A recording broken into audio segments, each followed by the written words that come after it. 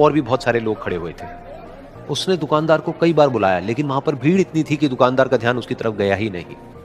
और फिर उस बच्ची को थोड़ा सा गुस्सा आया तो उसने अपनी मिट्टी की गुल्लक ले करके वहीं काउंटर पर जोर से रख दी, जिसके बाद में जो दुकानदार था और जितने भी लोग खड़े थे वो सब उस बच्ची की तरफ देखने लग गए। और फिर उस दुकानदार ने उस बच्ची से पूछा, बेटे आपको क्या चाहिए? तो वो बड़े ही भोलेपन से बोली कि मुझे एक चमत्कार चाहिए। ये सुनकर के दुकानदार को कुछ समझ नहीं आया, ना ही वहां पर जो लोग थे उनको कुछ समझ में आया, और सब उसकी तरफ देखने लग गए। फिर दुकानदार ने बोला, बेटे चमत्कार तो यहां पर नहीं मिलता है। तो बच्ची को लगा कि वो उससे झूठ बोल रहा है, तो बच्ची ने कहा कि मेरी गुल्लक में बहुत पैसे हैं, आप बताओ आपको कितने पैसे चाहिए, लेकिन मैं आज यहां से चमत्कार लेकर के ही जाऊंगी।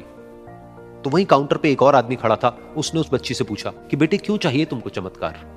तब उस बच्ची ने अपनी कहानी बताई कि अभी कुछ दिन पहले मेरे भाई के सर में बहुत तेज दर्द हुआ, तो मेरे पापा मम्मी उसको हॉस्पिटल ले गए। उसके बाद कई दिन तक मेरा भाई घर नहीं आया। तो मैंने कई बार अपने पापा से पूछा, लेकिन उन्होंने मुझे कुछ नहीं बताया। उन्होंने बार बार यही कहा कि वो आ जाएगा, वो कल आ जाएगा, वो कल आ जाएगा, लेकिन वो आ ही नहीं रहा था।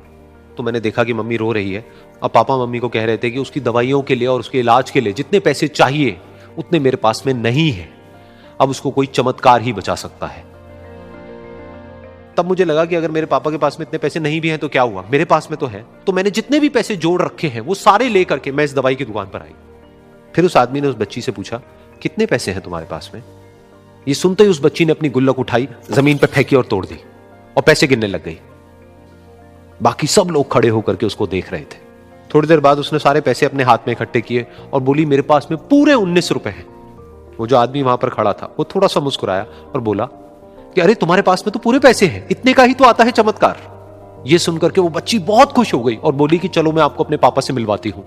बाद में पता लगा कि वो आदमी कोई आम आदमी नहीं था, बल्कि एक बहुत बड़ा न्यूरोसर्जन था, और उसने सिर्फ 19 रुपए में उसके भाई की सर्जरी करी, और कुछ ही दिन बाद वो ठीक होकर के घर वापस आ गया। फिर कुछ दिन बाद वो बच्ची, उसका भाई, उसके पापा, उसकी मम्मी, चारों एक साथ बैठे हुए थे और बात कर रहे थे। तो उसकी मम्मी ने उसके पापा से पूछा कि अब तो बता दो ये चमत्कार आपने किया कैसे?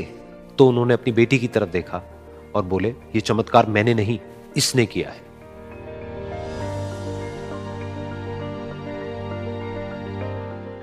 तो यहां पर एक बहुत बड़ी बात है जो हम उस छोटी सी बच्ची से सीख सकते हैं कि जिंदगी में कभी कभी ऐसा होता है कि हमको कोई रास्ता नजर नहीं आ रहा होता है और हम लोग हिम्मत हार जाते हैं। तब हमारे अंदर एक बच्चा होता है जो कोशिश करने से कभी भी पीछे नहीं हटता है।